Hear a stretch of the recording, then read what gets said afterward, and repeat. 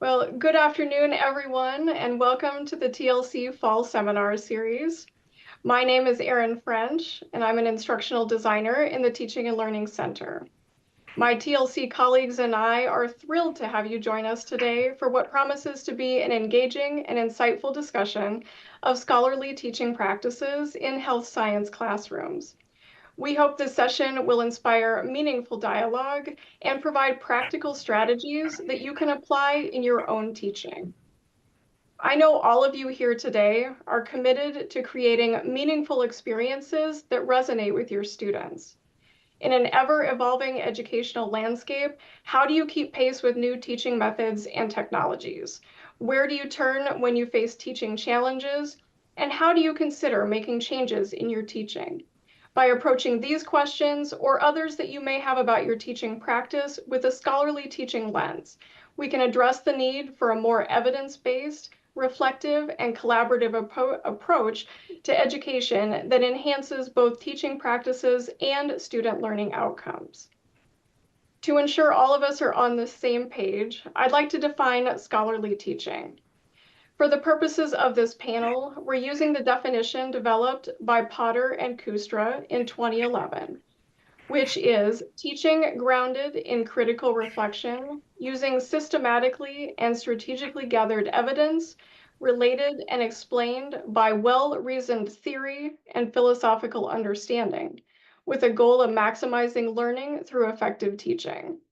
And Quincy's going to put this definition into the chat so that you can refer to it as necessary throughout the event. In a moment, we're going to begin with prepared questions, allowing our panelists to address key portions of this definition. We will conclude with an audience question and answer period so you can engage directly with our panelists. And if you think of a question during the event, please add it to the chat and we'll start with those questions during the Q&A session. I wanted to note that we were to have 3 panelists with us today.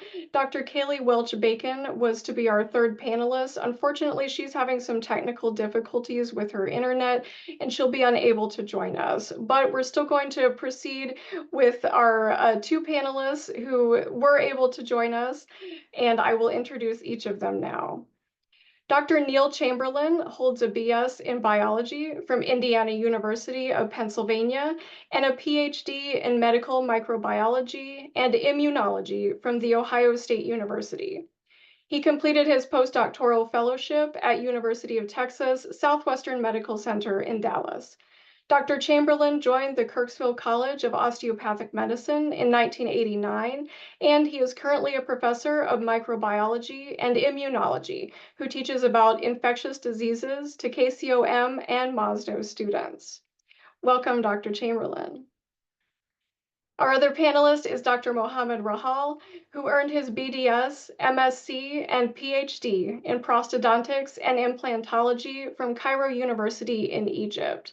He completed advanced training in Italy and in the US, including a 6-month externship with the Department of Periodontology at the University of Kentucky College of Dentistry. Dr. Rahhal is an assistant professor who serves as the prosthodontics specialty care unit director and as the interprofessional education course director for MASDO. Welcome, Dr. Rahhal. Thank you. And Quincy's putting a little bit longer bios in the chat so you can learn more about our panelists. Well, thank you so much for joining us today. Our first question relates to educational research. How do you stay current with the latest research in educational practices? And what strategies do you recommend for colleagues looking to incorporate evidence-based teaching into their courses? Well, I think for me, one of the first times that I encountered this need to be a better educator was when I went to a microbiologist meeting on medical education in Myrtle Beach. This was many years ago. And I realized that there was an awful lot to know about learning and how to help our students learn, how to engage them. Back then, it was active learning was becoming really important, and getting away from the concept of students are empty vases that you dump information into and expect them to output the information you put in. There's a lot more complicated things that go on between helping them see the information and then them learning it and retaining it for long periods of time. So one thing I do is going to meetings, and there's this microbiologist meeting that I just came back from well, it was a while ago. It seemed like we went to Utah. We had a really wonderful time and medical education meeting there. Came across some neat things there. The other thing is that KSUM wanted all of us to read this book. It's called Make It Stick. And that is just chock full of wonderful information that I use for helping my students. So that now, let me admit, I'm kind of lazy about keeping up to date on things. Okay, so I do rely on our librarian, our liaison librarian for KSUM.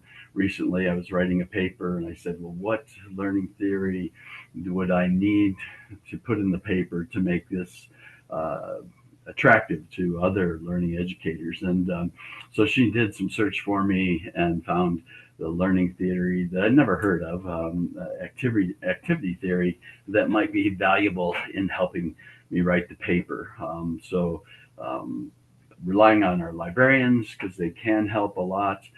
They also know the databases I'm used to PubMed and the microbiology type databases to search.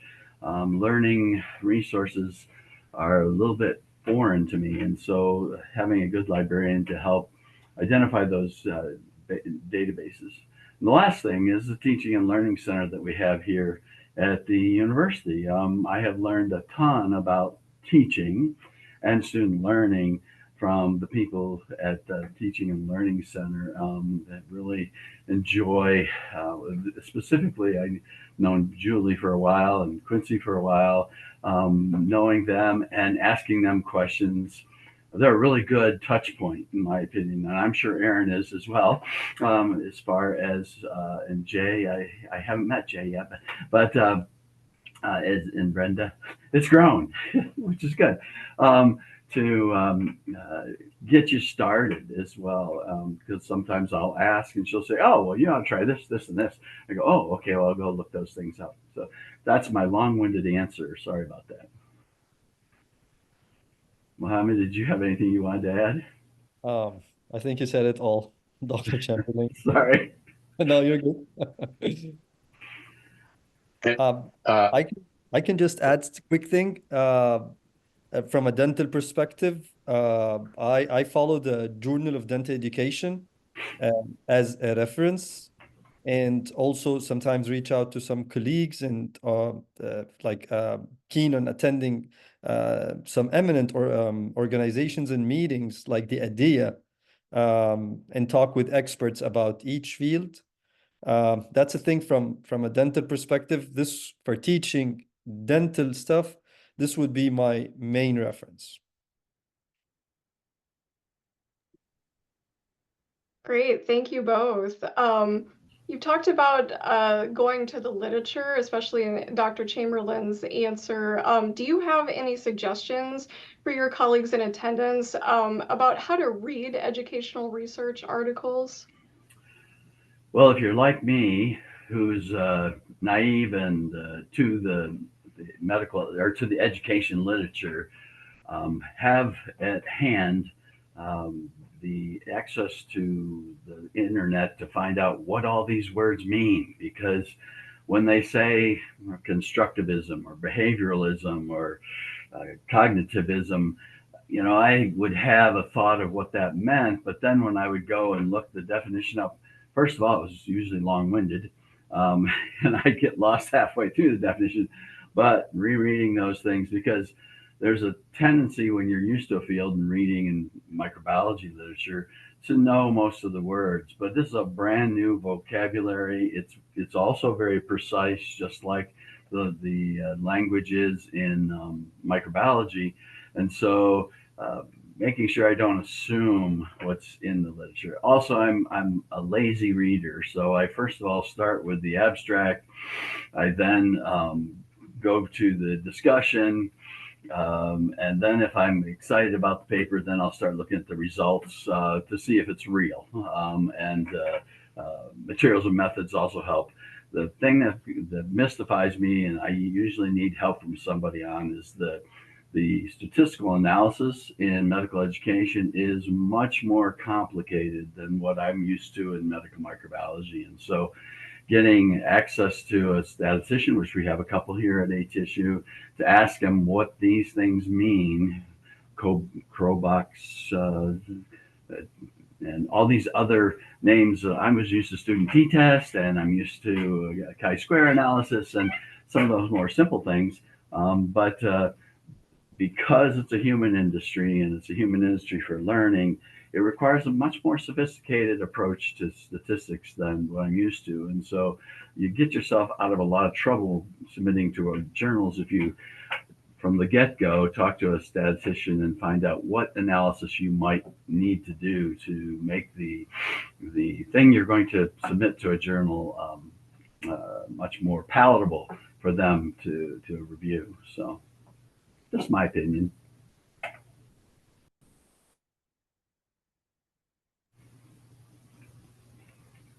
And Dr. Rahhal, do you have anything to add? All good.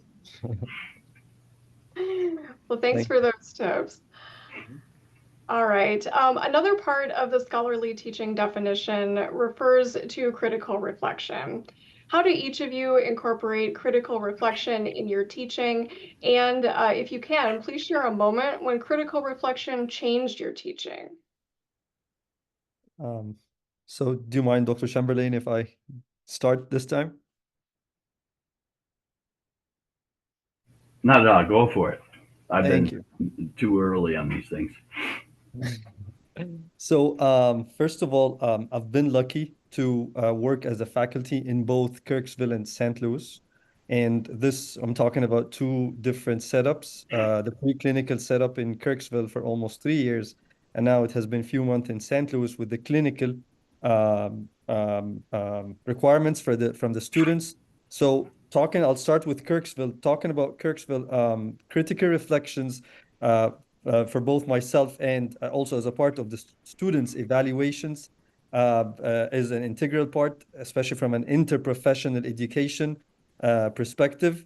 I'm used to writing down notes whenever there is area of improvement for next year, for the same course for next year, just to tackle it and highlight it. And also, if I felt in the lecture that there is some sort of disengagement, and I realized that students needs more hands-on in the preclinical setup, I try to highlight this. I try to keep the lectures more confined to the clinically relevant, evidence-based dentistry, rather than just filling the slides with unnecessary information, especially that I've been clinician and an academician for almost 16 years now. So I can tell what they need to implement and work on from a clinical perspective. So this is from one side in Kirksville in the preclinical. On the other side, on the clinical, they have an evidence-based dentistry requirements reflection that they need to write throughout their case. It could be sometimes I ask them to do it ahead of time before the case, after putting the treatment plan, just to be well oriented and well prepared. And sometimes when I feel that during our one of the steps they were like kind of struggling, or they need just to get it stick there in their minds, I ask them to write the reflection after the step, and I ask them just to write them down in their own words, the way they worked with it, the tips they got from me or from any other faculty is what they need to write down. And I always tell them, this will be your reference like forever. Keep it. Don't get rid of these small notes that you're writing down. So yeah, this enhanced their competency in both individual and team-based care. Dr. Chamberlain? As I was listening to Dr. Rahhal, I saw Dr. Strickland's wonderful background, hope. And I love that background because I think what we do as educators is we give the next generation hope that they can do something productive.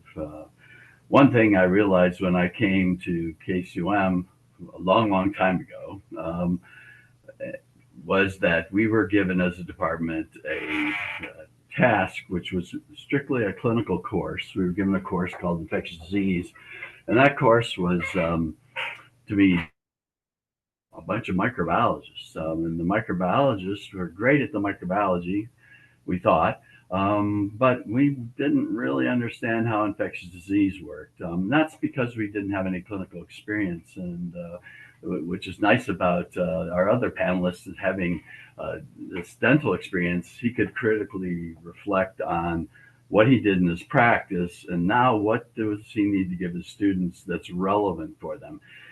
Teaching in the medical school and in our dental school, I've realized now in the last 5-6 years, relevance is really important. They are not here to have a liberal arts education. They're here to have an education that equips them in a certain profession, and they want to be ready to work in that profession. And they need not just the knowledge, but the skill sets in order to do that.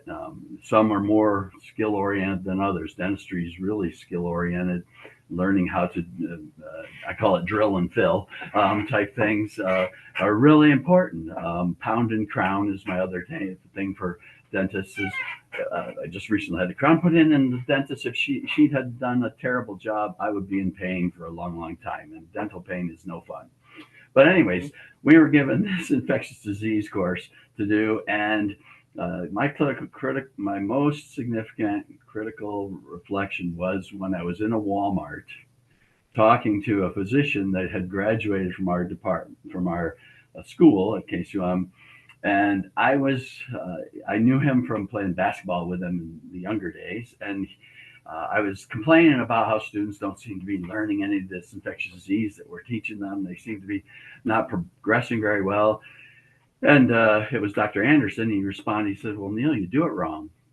And I go, "What? You do it wrong?" I mean, yes, you're not teaching infectious disease. You're teaching med micro reorganized into organ systems. Infectious disease docs identify the diagnosis that the person has. So do dentists. They have a diagnosis that they make based on a list of diagnoses.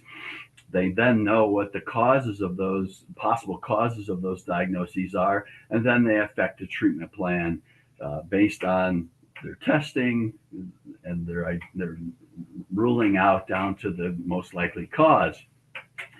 And the way you teach it, when I went off to my 3rd and 4th year rotations, we ran into this patient that had pneumonia, and the patient with pneumonia, we had chest x-ray, very clearly had pneumonia. The attending asked me, "So, Scott, what's the cause of this pneumonia?" And so Scott's brilliant guy. So what he was doing was going through his micro notes in his brain, one bug at a time. And the attending was getting impatient, said, "Listen, we don't have all day. What's the most likely cause of pneumonia in a middle-aged man? And we have consolidations in the chest x-ray. Do you know what that is?" And he said, "I can't tell you what the most likely agent is." He says, "Well, then you need to learn your most common agents that cause infections called typical pneumonia." And he said, "I had to do that all in my 3rd and 4th year. And I would have appreciated knowing it in my 2nd year in infectious disease." And so that changed my whole attitude of how I taught infectious disease slowly, year by year. I got this book from the library called Pneumonia. It was an infectious disease book on the various pneumonias and the common causes. And I started saying, okay, rewriting my notes. How does pneumonia present? How do you diagnose it? Then what different types of pneumonia there are, and what are the common causes? And then I started teaching based on disease, infectious disease, and then common causes, and then what we could do for treatments for those patients. But I got in all kinds of trouble with that. So basically I said, we're leaving the treatments up to the pharmacologists who are most up to date in pharmacology, which the students kind of appreciated because we would choose different first line drugs all the time and it was always a problem. But so that reflection basically helped us as a department change infectious disease from being med-micro reorganized to being an infectious disease course. That when our kids go out and they see a patient with pneumonia, they know, oh, streptococcus pneumonia, Haemophilus influenza, Klebsiella pneumonia are probably the most likely causes of typical pneumonia in this patient that's in their 40s or 50s with consolidations in the lungs. And they don't have to have an attending say, I can't wait all day for you to figure out what the most common cause is. And they've really appreciated this. And it took someone to have the guts to say, well, you're doing it all wrong. So that was probably the biggest change in my teaching was from that. Sorry, long story. Oh, you're doing fine. Thank you. All right, let's shift gears a little bit and talk about challenges that both of you have encountered while implementing evidence-based practices in your teaching. For instance, has there ever been a time when you hit a learning wall in a course and the evidence of effective teaching abandoned you? What was the situation and how did you resolve it? Dr. Rahhal, would you like to do that one? I'll probably say Um, your name wrong. I'm sorry. no, you're good. You're good. Don't worry about that. So I would just go a quick incident. It was a challenge actually when I tried to do the flipped classroom approach, which I had read, which was highly effective. And then, however, the students didn't seem prepared or engaged. And then after reflecting, I realized that I needed to provide clearer pre-class instructions and some sort of like a scaffold support. And then I adjusted my approach later by creating a step-by-step guides, which helped them prepare more effectively. So I would say clear guidelines. I like this word actually, baby steps for everyone, for myself, is something that ensures consistency and ensures that we are in this ascending learning curve. Dr. Chamberlain? You know, this is interesting. I had the same challenge with regard to flipped classroom. I didn't have quite as successful an outcome on the flipped classroom as what you had. In part, it's because we have to understand the organization that we work in and the challenges that our students have. When I first started at KCOM, I decided to take as many of the medical school classes as I could, just really have an understanding of what students go through. I mean, Dr. Rahhal went through dental school. He understands the challenges and how crazy it is to get through dental school. I had heard the stories from medical students. I didn't know them. But when I started trying to keep a full-time job together and at the same time take some of these classes, I even took the tests with the med students and I doggone well couldn't flunk those tests or they'd be making fun of me. So I had to study and those sorts of things. I suddenly realized that they have 25 credit hours for their first semester, 26 their second, and 27 their third and fourth. There's no semester I've ever taken in my academic career that even comes close to that many credit hours. And most of those are science classes. So there's a huge amount that they need to learn. So what I thought I would do is do this flipped classroom and force them to study ahead so that then they'd be prepared for the cases that I would present. Now, the unfortunate part is that I was assuming that the whole organization wasn't expecting their students to study. But they were. They were taking 7 or 8 different courses, all of which they're trying to keep caught up with. And here I am throwing their study structure out of whack because they're used to seeing the material, working on the material after. And now Chamberlain is trying to get them to work on the material before class and do this case thing. And it was unsuccessful for me because I really was in the wrong environment for flipped classroom to work. And I was putting undue pressure on the students. The other one and so I decided to stop doing that. We then actually, with that one class that I was trying to do this with, we actually went to an integrated thing, a septic shock and the shock I was talking about. We actually got all of the people that talked about sepsis and septic shock together Dr. Hardy was our physician that was overseeing this. He took the 400 different slides that we had and condensed them down to 200 and some because there was huge amounts of overlap. And basically, rather than 7 hours of instruction, we broke it down to 4 hours of instruction. And all of us faculty members are in the classroom together. We let the physician handle the physician heavy stuff. I talk about causative agents, but there's actually more than one type of shock. There's 4 different types of shock. So we get to talk about all of those. And in 4 hours, we were able to do it with 200 slides rather than 400. And it opened up 3 hours for us to do something that was more active, like give them paper cases that they have to find the answers to. Then they come to us. If they don't get the right answers for these patients with shock, then they have to go back as a group and work through those. And then the next day, we have this wonderful, I call it the plastic people place, this human simulators.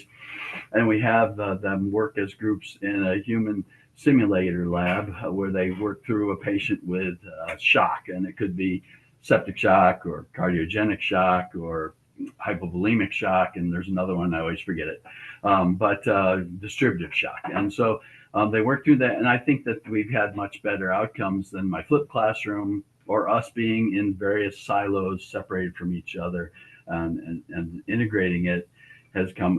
What I love about the 4 hours is when the pharmacologist and the internal medicine, who's an intensivist person, ping pong back and forth as far as what the drugs do and how they help with maintaining blood pressure. And we've seen some disagreements between the two of them, and we've seen them fix those disagreements in front of the whole class. And the other cool thing is, in this age of students not going to class, we usually get out of 170 students, probably 120 show up for this. So because they're interested in this. But so that was one thing that we hit the wall on and turned into a solution, I think, that's better than what I was thinking. Well, thank you both for talking about challenges. We have to celebrate things as well as work out some problems, and I'm glad that you've been able to resolve some of the challenges that you faced in your teaching. Another part of our definition relates to a philosophical understanding. So what can you tell us about your teaching philosophy, and how have the principles of scholarly teaching informed it? Do you want to go first this time, or do you want to go first? I'll let you go first. You go for it. Go for it. Up to you. I'm okay either ways. No, you go first. I think you mentioned to me you had prepared for this one. Go for it. Thank you. Okay, so a couple of things. The first thing is I encourage the students. We're dealing with the Gen Z, and I would say they have this, not all of them, but most of them, they have a short attention span, and they have to be engaged. And I always encourage the interactions, questions. And I always say that no stupid questions. Please keep asking me. Even if I found out from one of the questions that they weren't there, they didn't listen to what I was saying, I'm okay with that. I just keep repeating myself. There's always a second chance. This is one side. The second side is I realized by time that I need to adjust, and I'm doing this, adjusting my teaching methodology based on the outcomes and individual students' needs. In other words, it's not a static philosophy, it's a dynamic one. Each student has their different strengths and areas of growth. So one thing that I've really learned is being flexible, being more adapting to the teaching strategies depending on the students' performance, because each one of us, like not only the students, we all have our strength and weak points. Some people like math, some people are good at numbers, some people don't. So we need to respect this and keep working on this. So I believe teaching should not be like a rigid one-size-fits-all approach. Instead, it's essential to address each student's unique challenges and leverage their strength points. And this requires a balance of thoroughness and support, and tailoring my approach, as I mentioned earlier, to create an environment where each student can engage meaningfully with the materials and build their competency. So I would say a dynamic teaching philosophy That's the keywords. Avoiding the one size fits all approach is another thing that I'd love to highlight. And I would say this comes by time. So the first few weeks of the new class, you will not be able to know who's where. But after some time and consistency, it's just going to end up with you're aware, oh yeah, I know this student struggled with this part. I understand, and so on. Dr. Chamberlain. One thing I've realized is that's so different about professional schools and our university is that we have brilliant students, simply brilliant students. And that with this generation, hitting them with a stick is not as effective as giving them a carrot. In other words, telling them how stupid they are is useless.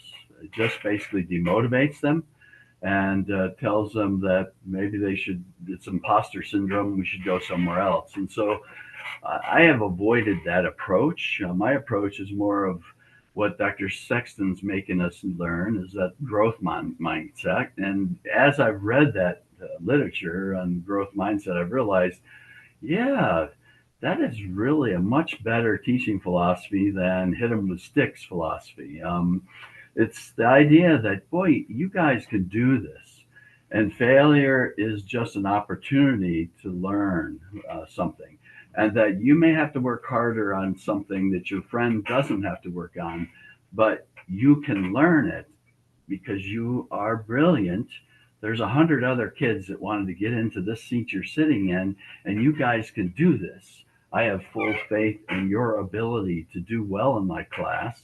And I tell them that at the beginning of the class. I tell them there's no, just like Dr. Rahhal, there's no stupid questions. If you have a question, I must have piqued something that you were interested in, wanted to ask me about. So, wow, in fact, as I had a couple students give me some thoughts about, I was talking about tularemia. I thought no one would ever see tularemia. But we had a student that actually was following a physician this summer and saw a patient with tularemia in Sikeston, Missouri. So it's like, wow, okay. And he brought that in. He wasn't afraid to say, hey, we saw a patient this summer that had that. And then another person later said, hey, we saw a patient with ehrlichiosis, fairly rare diseases, but common in Missouri area and Arkansas area.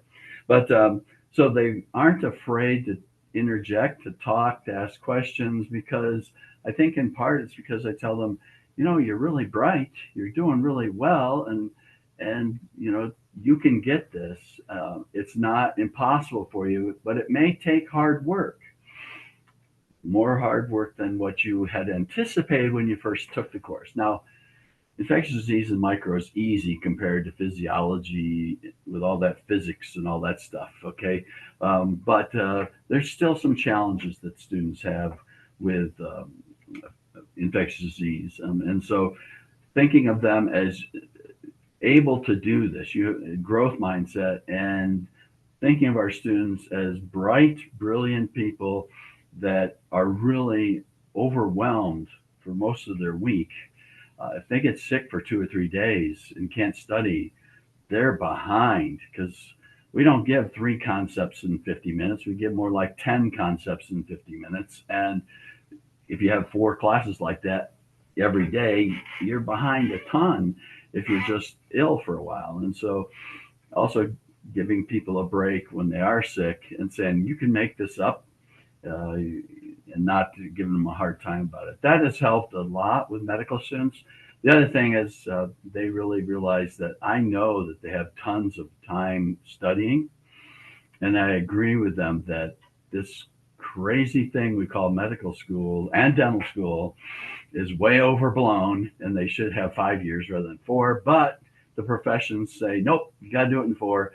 So I realize that maybe some of the detail that I used to have and thought I should teach all the med students in the world, but really was only teaching to the microbiologists, they don't need to know.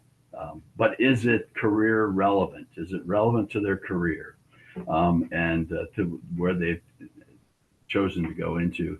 And so I kind of calmed down some of the details simply because they really don't do this and what they do for a living. And even on boards, they don't have questions about this crazy concept that I want them to know. And so I feel bad because I'd like them to know this because it's near and dear to my heart, all the virulence factors that bacteria make. But not all of them are relevant to medical profession or to the dental profession. So I try to calm things down a little bit, realizing that that's probably not a philosophy. That's just a approach. So that help or make things worse? Oh, I think it helped, Dr. Chamberlain. Thank Okay. you. All right, let's switch gears and talk about educational theory. Which one or ones underpin your teaching, and how are you applying them in your classroom? Do you want me to start? Yeah, go ahead, Dr. Chamberlain. This is where I had to do my homework because constructivism, behavioralism, cognitivism, and social learning theory are very well defined, but I didn't know what the definitions are. But I pick and choose. One thing I do is the social learning theory. It's just basically using movies or clips or different things to show people concepts. And so The Green Mile is a wonderful movie. I loved the movie, but it has a great example of Tom Hanks struggling with a urinary tract infection. And it shows him running down the stairs in urgent need to go to the outhouse and to use the bathroom. Unfortunately, he can't make it, and he has to urinate out by a pile of wood. And he is really good about acting out the pain that occurs during urination, the urgency, and he's a young guy, so the frequency that, in other words, middle of the night, he's getting up to urinate, and most guys don't do that till they hit my age. And so the thing is that what I do is I show that little clip. It's about 30 seconds long, and then I say, okay, well, tell me about this person. What do you think he has? Oh, urinary tract infection. Okay. So what are the symptoms he manifests? And so I just shut up and I say, well, so tell me what he also showed some pre-urination pain in just above in its pubic region. And so the thing is he went through a lot of the symptoms that I was going to talk about, but they actually saw it in the movie. So this idea of social learning theory. The other thing I've done is behavioralism, is the idea to demonstrate to the class, and I may be off on my definition, what an expert goes through when they rule in and rule out questions. Okay, so they watch. I ask questions every 5 or 10 minutes in my lectures. Okay, they're PowerPoints. I've given up on the technology. That was another failure I had, to have technology poll the class and that sort of thing. Now I just put the question up on PowerPoint and I ask them to raise their hand with so many fingers as far as what they think the answer is. Okay, and almost always they almost all have the answer, but occasionally there's mixing. So some may say 2, some may say 3, some may say 4, and they go, oh, I love this. I love it when there's a several different answers rather than just this. Well, they're all bright, so they get the answer almost all the time. When there's mixing, that means there's something uncertain to them. So what I do is I go through, okay, so why would answer 1 not be the best choice? And then I talk through the case that I had up above, why it isn't.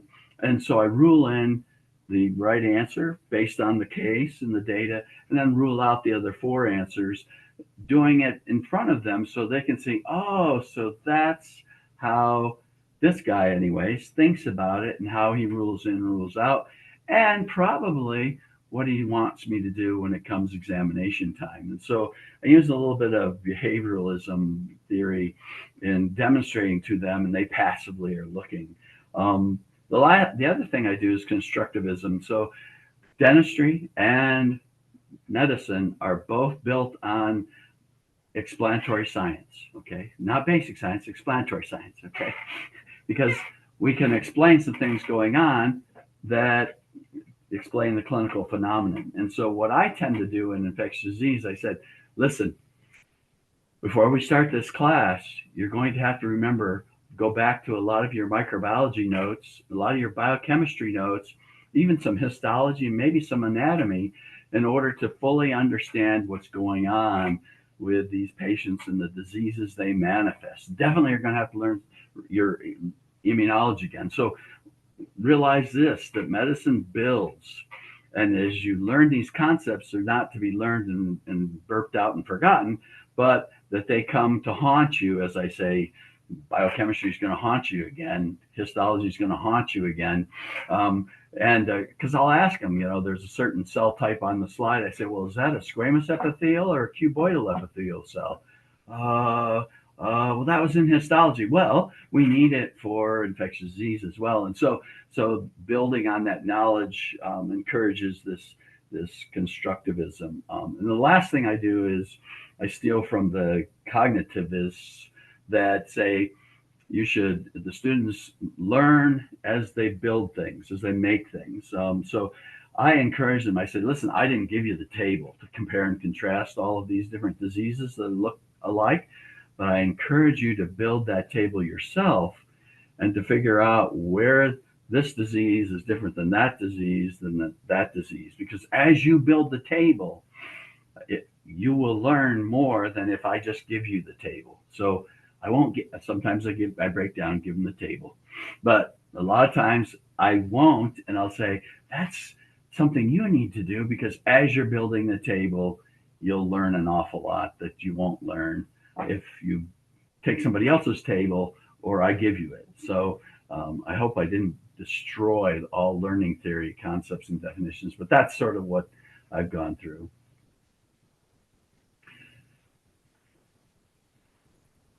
If I can add something quickly to what Dr. Chamberlain was just saying, I would say, again, we're dealing with the Gen Z, where they're more technologically inclined, with a preference for the digital tools. I mean, my son, whenever he takes my cell phone, which is uncommon, he explores things that I don't know about my applications and these things. So what I'm trying to say, they're smart enough. They need interactions, interactive learning experiences and visual simulations. And this is one of the things that I started to work on the last semester, presenting some treatment plans in a digital software, where they watch the videos and they get to learn how to put the design and the treatment plan for the removable partial dentures by watching these videos, where the treatment plan, rather than being done on physical models or physical casts, they're just done on a software. So it's some sort of interesting tools and I would say toys to be added that makes our life and their life way more interesting, and they get more interactive to learn more, interested to learn more actually about it. And I agree with you there. I just recently had a crown put in, and Dr. DeFries is my dentist, and she used this machine where it takes, I don't know, 6,000 pictures a second or something like that to fit. And it took a virtual picture, a 3D picture of my lower jaw, so that she could order the crown from the company. And basically she said, okay, so now see, here's your jaw right here floating in space. And the crown fit. They had to do some minor adjustments. There's always some sanding and fitting in that needs to be, but it came back much better than the crowns of yesteryear, where they were a lot more work to get in. But so knowing some of those toys and not being afraid to use them, you tweaked my mind a little bit. I traditionally give students Word handouts, my PowerPoints, and I find that they really didn't use the handouts much because they were just pictures, or were pictures and words. I wish Apple hadn't done this, but I just stumbled upon this thing called iBooks, which is an Apple product where it's multimedia type of handout. And so I took all my handouts and converted them to iBooks. What was really cool about the iBooks is you could have galleries, photo galleries, where you could show 5 or 6 examples of something you wanted to teach them that's visual. The other thing is you could ask them questions and they could test themselves. And if they press the wrong answer in a multiple choice format, they would get a red X. And they could always then answer again. And when they got a red check mark, then, or a green check mark, they knew they had the answer correct. And I placed those questions throughout the iBooks handout. And they could go back and say, why didn't I learn that? Why can't I answer that question?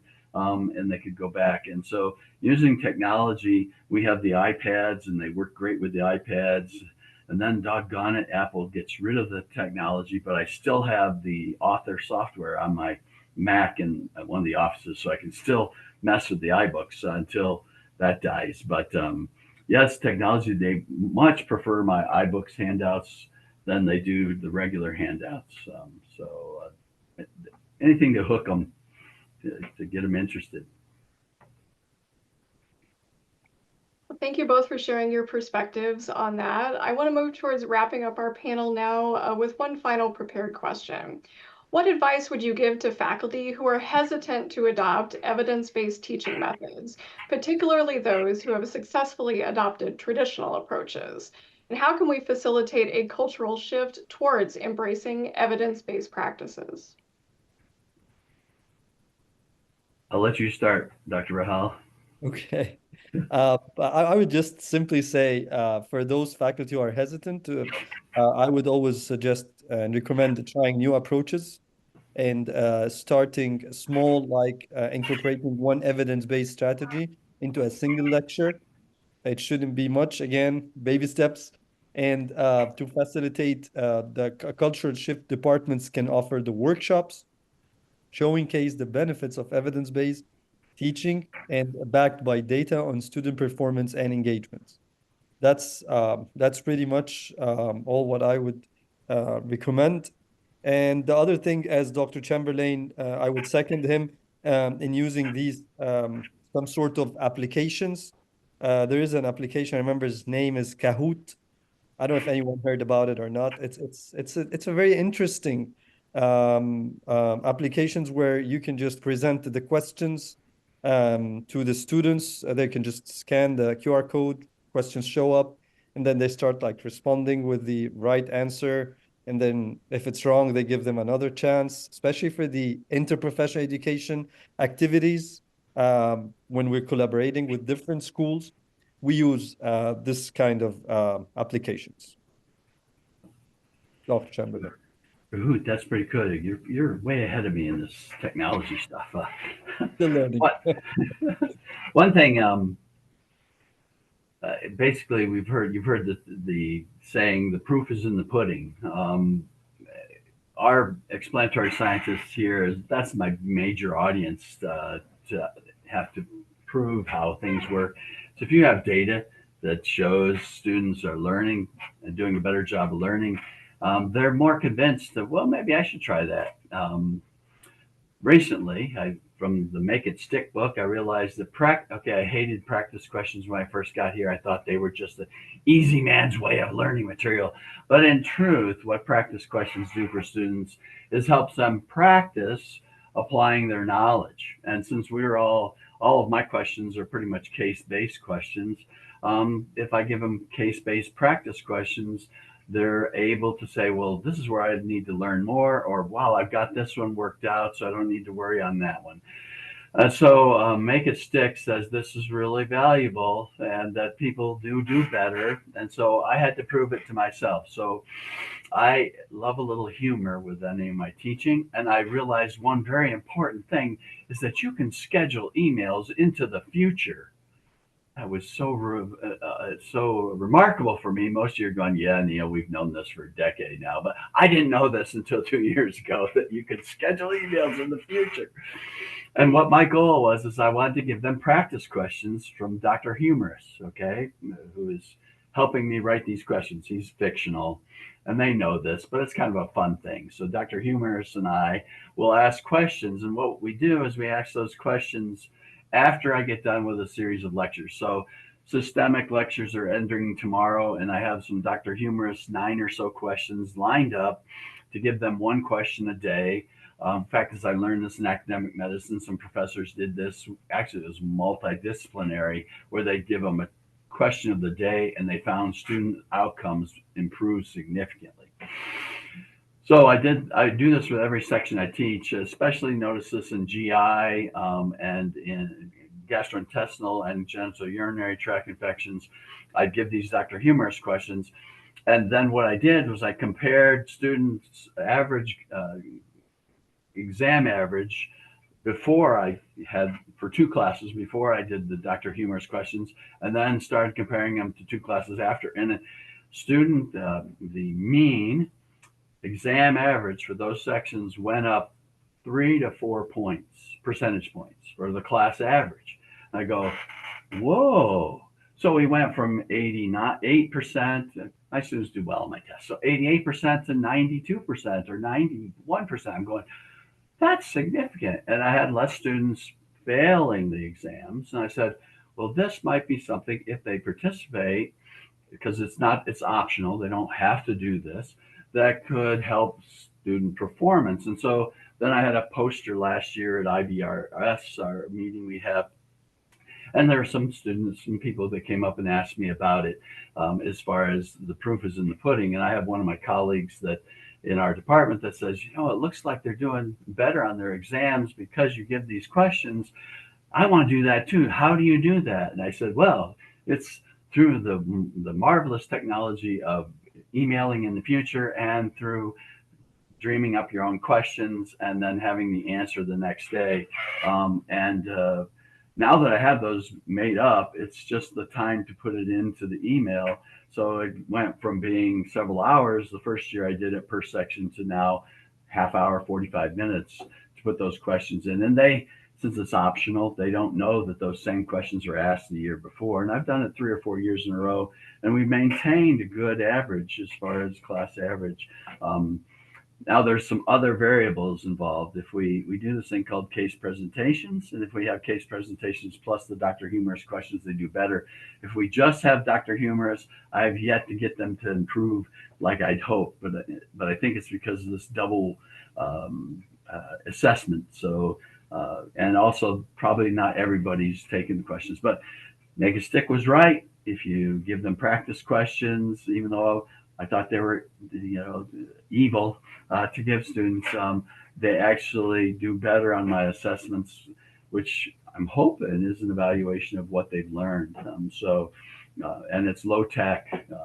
You don't need some fancy software. You just need our regular email that we use, and that's given to us by ATSU. So that I think gives more evidence to faculty. Sometimes seminars. I recently gave a seminar on PowerPoints telling them how cognitive load is important for medical students. If you have a slide that has 100 words on it, they're going to try to read that slide before you get done talking about it. Do you need the 100 words on the slide? Will you then be accused of reading your slides? Yes, you will. So what you need is enough words to give you the prompts to do the teaching that you need to do if you're giving an oral lecture. Your backgrounds don't need to be all fancy with transitions and all that. It's just annoying to the students and increases their cognitive load. A white background, no transitions, making your PowerPoints as simple as possible with the important things you want them to learn really improved my PowerPoints and students' ability to take notes on those PowerPoints and learn by changing them. And a person came in from faculty development 3 years ago, and she was a graphic artist, and said, cognitive load is really important for med students, and you need, so I think maybe Dr. Pong might have seen those as well, but you need to simplify your slides, have fewer words. If you have too many words, just have 2 slides then, and use images and that sort of thing. So anyway, sorry. Oh, thank you so much. We're gonna open it up to the audience now. If anyone has any questions, please feel free to add them to the chat, or you're also welcome to come off mute.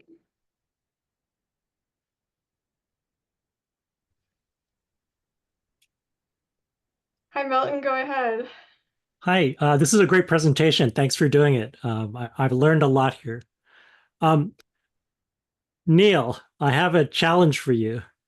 So the student that you met in Walmart, maybe they became a successful doctor, because your version of med micro reorganized, and then having them learn it as a clinician would, was a useful learning experience for them. What do you think of that? Sometimes we're trying to remove all the difficulty Right. in our education, but sometimes a little bit of difficulty is a good thing because it helps them see things in different ways. And I think the Make It Stick book would even agree with that. It's Sure. good to learn things in different ways. So I was just wondering your thoughts on that. I believe Dr. Anderson, well, he's not here in Kirksville anymore. He went to another city and is now, maybe became an oncologist, I forget. But he was an excellent physician, and I wouldn't be a bit surprised if he took what that attending said and then made up his list himself, and probably learned more from making those up. My problem that I had with my students is Dr. Anderson is probably in the top quintile of the class when he graduated. So he's one of those guys that could quickly and without as much effort as some get all those lists together. In my class of 172, there are some that aren't at the top quintile, some that are just overwhelmed by things. And so making it more accessible, I would call it, as far as how infectious disease is taught, would probably help a larger percentage of the class. However, you are correct. I do give difficulty. I say when we talk about some diseases and there's a similar presentation, what's different and what's the same? That's up to you to figure out what's different and what's the same concerning these diseases, because the causative agent is different for this same disease versus another causative agent. And so I try to give some difficulty to them, but I have made it more easier by giving them the list. But realize this: in pneumonia, there's 32 different organisms that can cause pneumonia, and there's viruses, parasites, bacteria that can cause pneumonia. And so, wading through knowing what the lists are can be challenging. So, but good question though. Thanks. I notice we have a question in the chat from Dr. Venkatesh. What specific strategies have you used to facilitate students to not just be consumers of research, but to conduct their own research based on the data they obtain through clinical experience to strengthen their skills? Do you mind, Dr. Chamberlain, if I go for that one? That's right up your alley. So, thank you for the question. It's a very nice question because we are kind of obliged to work with all of our MOSDO students for the research, especially the D3 and the D4 students. So I'll just answer the question from a dental perspective. First of all, I would say clinical-based research cases that they work by themselves. That's number one. I would start from there. I wouldn't look for something. I wouldn't reinvent the wheel, if that makes sense. I would just follow what they're doing in their practice. The other thing is I would encourage the students to start their own research project. They would have the initiative. And this shows how there is a trust. I do trust them actually, but it gives them the feeling that they have the trust to identify this meaningful research questions. And the other things is they have the chance to apply their skills in the real world contexts. So this it's not like only learning the theoretical part, but they are actually tackling clinical issues by themselves, and just being a mentor and having a good mentorship. This will support them even more in developing their skills. And here's the thing, I wouldn't restrict it only to research. I would encourage them to participate as speakers for this small projects, poster presenters. They will feel the impact of their in their world, in their small world. It's a small project, but when it's exposed in conferences and in professional meetings, and they get questioned about this project, it gives them the feeling, it gives actually to everyone, even to myself, the feeling that you did something, that this is a good, you made an impact. So yeah, that's pretty much my thoughts about the research and the clinical part. We have a strong desire amongst the medical students to get involved in research because they perceive that getting into the best residencies requires some research during sometime in their academic career. So I have students, I have my microbiology lab is still working. I work with Staphylococcus aureus. And so I have a couple students working in my lab. And we presented posters at local meetings as well as at some national meetings with them. What's most interesting, though, to me is the medical education that I've done with some students. For instance, just now, Agatha here is a MedEd fellow. We have these MedEd fellows that are OMS 2-3s that take a year, and she's supposed to do a project. And what she mentioned to me is she said, Dr. Chamberlain, we got this constant problem. We have multidisciplinary exams that are given every so many weeks. We have people teaching in silos that don't really understand that what they might have taught in physiology conflicts with what's taught in pharmacology. And then they go to this exam and they say, well, okay, they don't tell me who's asking the question, because they can learn what the physiologists think and what the pharmacologists think and give the appropriate answer. But since we don't code them in that way, they're stuck with saying, well, who's asking this question? And if I give this answer, it could be right. But if I give that same answer and it's for the different department, it could be wrong. And I don't think that's appropriate because it gives students some problems. So Agatha and I came up with I stole the idea from my medical education meeting. What one school did was a content conflict checker, where what they did was, since the students in real time are seeing these conflicts between courses, they would send a notification to someone, a faculty member, usually the dean of curriculum or whatever, who would then send the conflicts out to the faculty that had the conflicts, have them discuss this conflict. Is it a pseudo conflict or is it a real conflict? And then resolve that. And then within a day or two, send that resolution out to the whole student body, so they realize, oh yeah, we saw that I said this and they said that. We have come to agree that the answer that we agree on is this one, and so please, and here's the data and the evidence for that.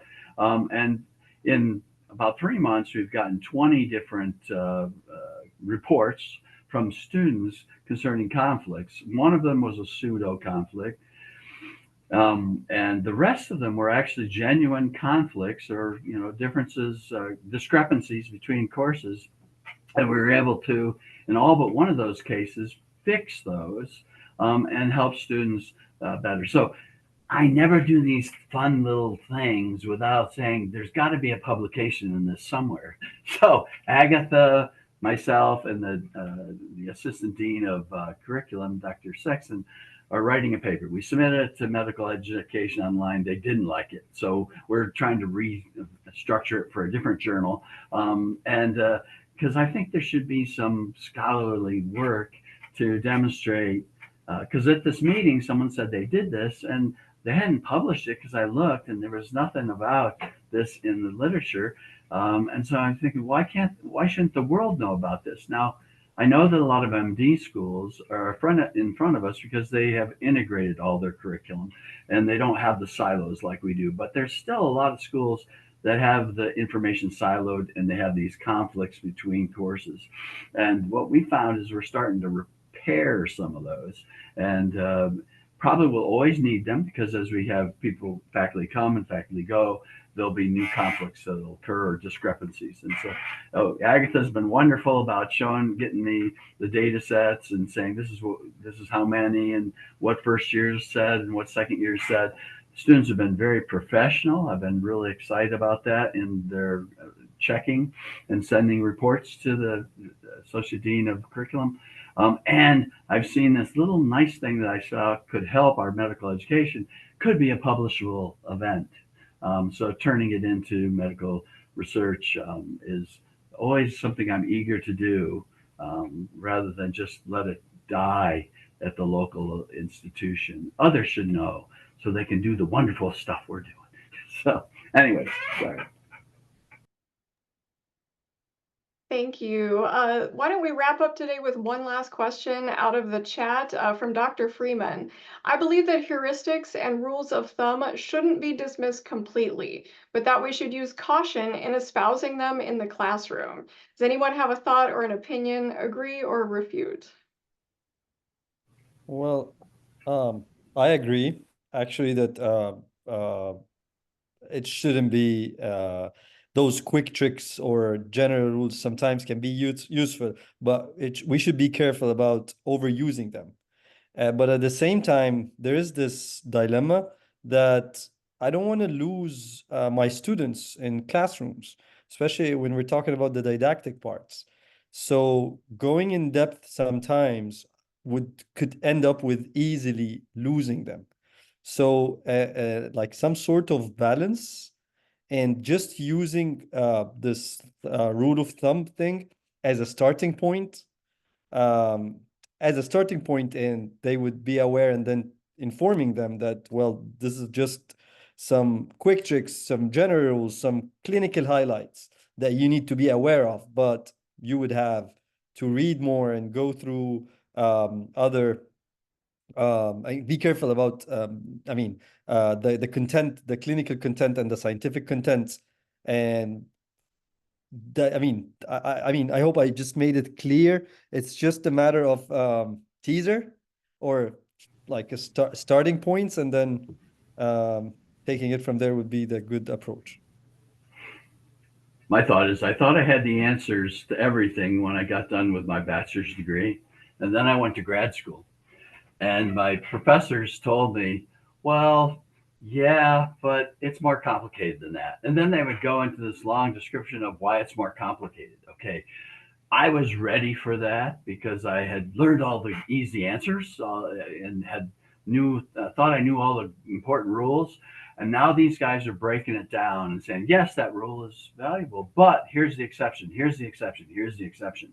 So with, I think we need to be careful about giving the exceptions when they haven't even learned the rule yet.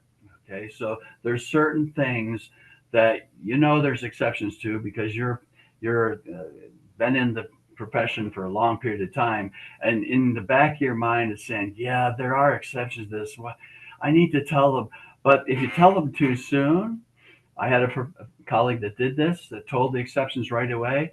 They didn't learn anything. They learned less by learning the exceptions first while they were learning the concept. So my thought is you should teach what might be the simple thing first. You might tell them, listen, it's more complicated than this. I'm just going to give you the simple thing. When you get off to the dental clinic, they're going to tell you it's not that's not that easy. And when our physicians go off to our medical students go off to third and fourth year, they'll be having experts that say, well, yeah, those are the classic symptoms for this disease, but I have never seen that with my patient panel. And here's how they usually present. And you get, oh, so they're refining their knowledge. And I think that all I get is first and second year dental students and medical students. And so I want them to at least know some of the rules, realize that there's going to be exceptions to those rules. And I tell them that oftentimes your clinical colleagues in their third and fourth years are going to be telling you everything's not as rosy as what you think it is. But leastwise, you can tell them the basic knowledge to start, and they'll refine that knowledge. I hope that answered the question. I would call it trainee appropriate. So some trainees are not ready. I was not ready as a freshman in my undergrad to know there were exceptions, but I was ready by the time I was almost ready by the time I went to grad school. And Dr. Capro kept telling me, no, that's not how it works. It's more complicated than that. So sometimes some programs don't have that luxury like we do of having 4 years to bring them along. And so you have to speed that pace as far as the exceptions a little quicker than dental and medical professions. But anyways, just my thoughts and my opinion. Well, Dr. Chamberlain and Dr. Rahhal, thank you so much for joining us today. I hope everyone will join me in giving them a round of applause for sharing their expertise today. I encourage all of you to reflect on the comments of our panelists and to consider applying the practical strategies that they discussed today in your own teaching. In addition, please check out the TLC website for teaching and learning resources, including scholarly teaching, and you can also contact the TLC team via email at tlc@atsu.edu. We also welcome the opportunity to meet with you in a consultation, and we have an online booking calendar available for you to set up an appointment. Quincy's put our contact details in the chat, and we look forward to hearing from you and your teaching experiences in future consultations. Thanks everyone for joining us today. Thank you so much for the opportunity. I appreciate it. Thank you. Thank you. Thank you both. Thank you everyone for being here.